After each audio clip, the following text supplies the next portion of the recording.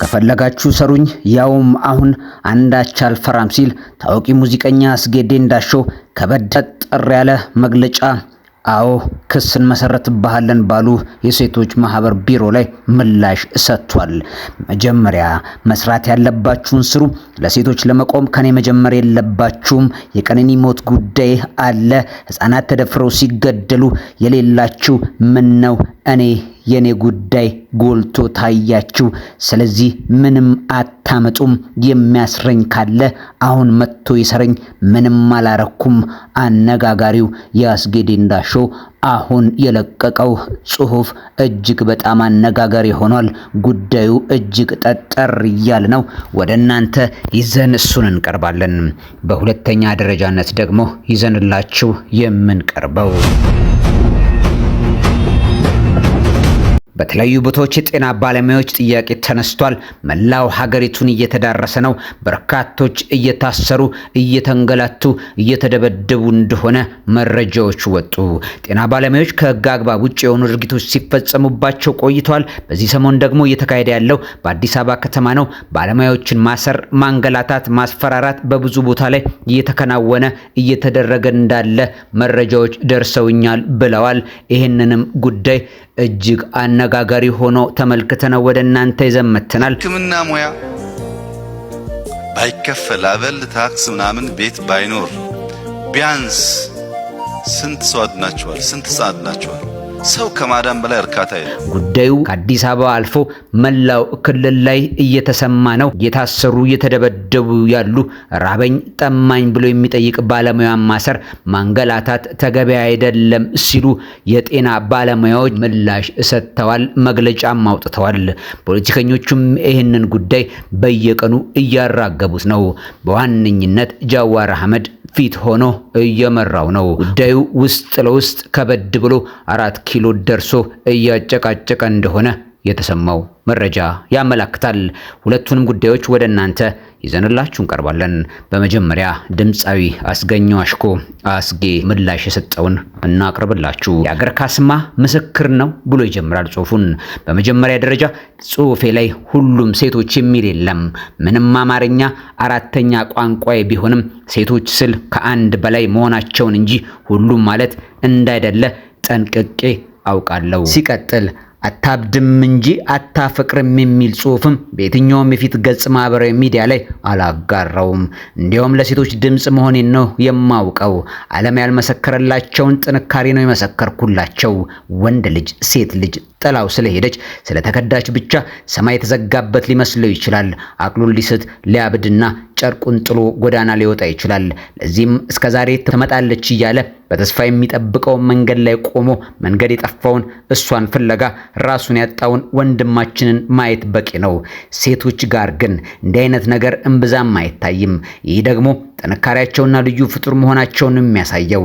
ከዚህ ተነስቼ ነው ሴት ልጅ በፍቅር አታብድም የምለው።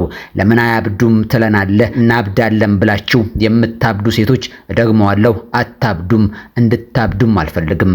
እኔ ልጄ ሴት ይላል በቅንፍ ውስጥ አባት የእናቴ ሴት ልጅ ነኝ። ማበድም ደግሞ የፍቅርም የጀግንነትም መገለጫ አይደለምና የወሰድኩባችሁ ክሬዲት ካለም በይፋ መልሻለሁ፣ ይቅርታዬንም እንሆ ይላል። ይቀጥላል። ለሚመለከተው ግን አንድ ነገር ማለት እፈልጋለሁ። ተደፍረው የተገደሉ ህፃናት ዶሲ አቧራ ሳናራግፍ አክሱም ላይ በሂጃብ ምክንያት ከትምህርት ገበታ ስለታገዱ ሴቶች ዝምታችንን ሳንሰብር በትግራይ ጦርነት ጊዜ ከ15 እስከ 49 ዓመት ዕድሜ ክልል ውስጥ የሚገኙ ሴቶች 10% የሚሆኑ ሲደፈሩ ያልነበርን ለቀነኒ አዱኛ ወዳጆችና ቤተሰብ መጽናናትን እመኛለሁ ይላል በቅንፍ ውስጥ። አታብዱም ተባልን ተብሎ መግለጫ ማውጣት ከየት ተማርን? እንዴት ቻልንበት?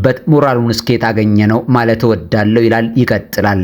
ገና ግን ለሴት ልጅ ያለኝ ፍቅርና ክብር በልጄ በእናቴና ዙሪያዬ ባሉ እንዲሁም በቅርበት በሚያውቁኝ ሴቶች ማየት ማረጋገጥ ይቻላል።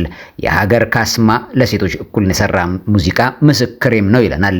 በመጨረሻም በነፃ ሐሳባችን በአማርኛችን በመልካችንና በመጣንበት አቅጣጫ ለማሸማቀቅ የሚደረገውን የትኛውንም ተግባርና እንቅስቃሴ እቃወማለሁ። አመሰግናለሁ። አሁን ኑና ሰሩኝ። ሴት በፍቅር አታብድም። አስጉ ብሎ ጽሑፉን ይጨርሳል። ይሄን አነጋጋሪ የሆነውን በተለይ ሶሻል ሚዲያዎች ገና አሁን የተለቀቀው መረጃ ወደ እናንተ አድርሰናል።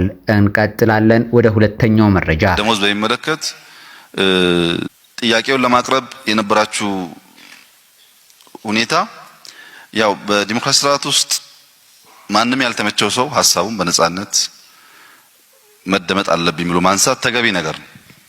ጥንቃቄ ማድረግ ያለባችሁ ግን መሳሪያ መሆን የለባችሁ። ፒውርሊ ሕክምናን በሚመለከት ሊሻሻል የሚገባው ጉዳይ ላይ ብቻ ነው መነጋገር የሚያስፈልገው። ሌላም ዝም ብሎ ፈረሱን እየጋለበ መሄድ ከሆነ መስመር ይስታል። ጥያቄያችን ከመመለስ ይልቅ በአንዳንድ ቦታዎች የጤና ባለሙያዎችን የማሰር የማንገላታት የማዋከብ ነገሮችን እያስተዋልን ነው። የጤና ባለሙያዎች ይህንን አስተላልፈዋል።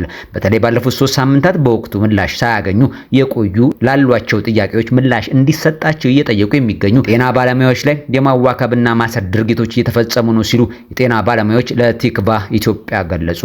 ምላሽ ካላገኙ ስራ ለማቆም እንደሚገደዱም ገልጸዋል። ዝርዝርስ ምን አሉ? አግኝቶ እየበላን እንሰራ ነበር። አሁን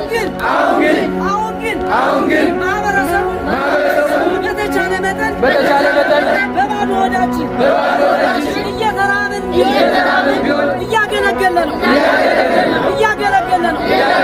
ከዚህ በኋላ ግን እየራብን መስራት ስለማንችል ከ5 ቀን በኋላ ተቋሙን ለመዝጋት ስራ ለማቆም እንገደዳለን። ጠየቅነው ጥያቄ የመኖርና ያለመኖር ነው። 12 ጥያቄዎችን ካቀረብን 25 ቀናት ሆኖናል። ጥያቄያችንን በግልጽ ከላይ እስከታች ላሉ አመራሮች ልከናል። ምላሽ ካላገኘን ለስራ ማቆሙ 4 ቀናት ናቸው የቀሩን። 4ቱ ቀናት ክፍት ያደረግነው ለወላጆች፣ ለድንገተኛ ህሙማን፣ ለእንቅስቃሴዎችና እውቅና ለሌላቸው ታካሚዎች ነው። እስካሁን ለጥያቄያችን አመርቂ ምላሽ የለም። ጥያቄዎችን ከመመለስ ይልቅ በአንዳንድ ቦታዎች የጤና ባለሙያዎች የማሰር፣ ማንገላታት፣ ማዋከብ ነገሮችን እያስተዋልን ነው። ይህ በፍጹም ተገቢ ያልሆነ ሆነ የሌለበት ድርጊትም ነው። ጥያቄያችን ምንም አይነት የፖለቲካ ይዘት የሌለው ዳቦ መግቡን እየተባለበት ነው ብለዋል። ቲክቫ ኢትዮጵያ የመብት ጥያቄዎችን በማቅረባቸው ተጨባጭ እስርና ማዋከብ የደረሰባቸው ባለሙያዎች አሉ የሚል ጥያቄ አቅርቦ ነበረ። ጤና ባለሙያዎቹ ይህንን መለሱ። በተለያዩ ቦታዎች የጤና ባለሙያዎች ጥያቄ እንዳቀረቡ እየተደረገ ነው። ለአብነትም በሲዳማ ክልል ክፍያ ይከፈለን ብለው ለጠየቁ ባለሙያዎች ከመክፈል ይልቅ ወደ እስር ቤት የመውሰድ ድርጊት ነበር እየተከናወነ የነበረው። ጤና ባለሙያዎች ከህግ አግባብ ውጭ የሆኑ ድርጊቶች ሲፈጸሙባቸው ቆይተዋል። በዚህ ሰሞን ደግሞ የተካሄደ ያለው በአዲስ አበባ ከተማ ነው። ባለሙያዎችን ማሰር፣ ማንገላታት፣ ማስፈራራት በብዙ ቦታ ላይ እየተከናወነ ያለ ድርጊት ነው። ድርጊቱ ግለሰቦች የማይፈጽሙት ነው። እሰሯቸው ተብሎ ከመንግስት አቅጣጫ ወርዶላቸው ነው ብለን አናምንም። ነገር ግን ማንም ያደረገው ድርጊቱ አግባብ አይደለም። ጥያቄያችን የሚመለከተው አካል አይቶ የሚመልሰው ነው። ጥያቄ ያቀረብነው ጠቅላይ ሚኒስትር አብይ አህመድ የጤና ሚኒስትር መቅደስ ዳባ ጋር ነው። እነሱን ነው የሚመለከተው ይላሉ። ይቀጥላል። ስለዚህ በየክልል ያሉ የፖሊስ አባላት፣ ሚኒሻዎች የጤና ባለሙያዎችን የማሰር ጥያቄውን የመመለስ ስልጣኑን ስለሌላቸው ከዚህ ድርጊታቸው እንዲቆጠቡ ከወዲሁ ማሳሰቢያ እንወዳለን ይላሉ። ውጤቱ አስከፊ ሊሆን ስለሚችል ማለት ነው። ራበኝ ጠማኝ ብሎ የሚጠይቅ ባለሙያ ማሰር፣ ማንገላታት በፍጹም ተቀባይነት የለውም። ባለሙያው ሊታሰር፣ ሊደበደብ፣ ሊንገላታ ይሆናል። በአዲስ አበባና በተለያዩ ክልሎችም ይሄ ተጀምሯል። እኛ ደግሞ ወደ ኋላ አንልም ነው ያሉት። የጤና ባለሙያዎች መጨረሻ እርምጃ ያሉት ምንድነው ተብሎ ሲጠየቁ ይሄንን ብለዋል። ለጥያቄዎቻቸው ምላሽ ካልተሰጣቸው ስለሚወሰደው የመጨረሻ እርምጃን በተመለከተ ምላሽ የማናገኝ ከሆነ ሙሉ በሙሉ ስራ ለማቆም እንገደዳለን። ምክንያቱም የራባቸው ባለሙያዎች ማከም አይችሉም ብለዋል። ቲክቫ ኢትዮጵያ ላይ የወሰድነው መረጃ ወደ እናንተ በቀጥታ አስተላልፈናል። አሚዲያ ላይ ነበራችሁ። ሁለቱንም መረጃዎች ከአሚዲያ ፈጣንና እውነተኛ መረጃዎችን እንድትቀበሉ ከአሁኑኑ ሰብስክራይብ በማድረግ ገጻችን ላይ ቤተሰብ ይሁኑ። ሰላም ለሀገራችን፣ ሰላም ለምድራችን። ክብራትና ክብራን ጤና ይስጥልኝ።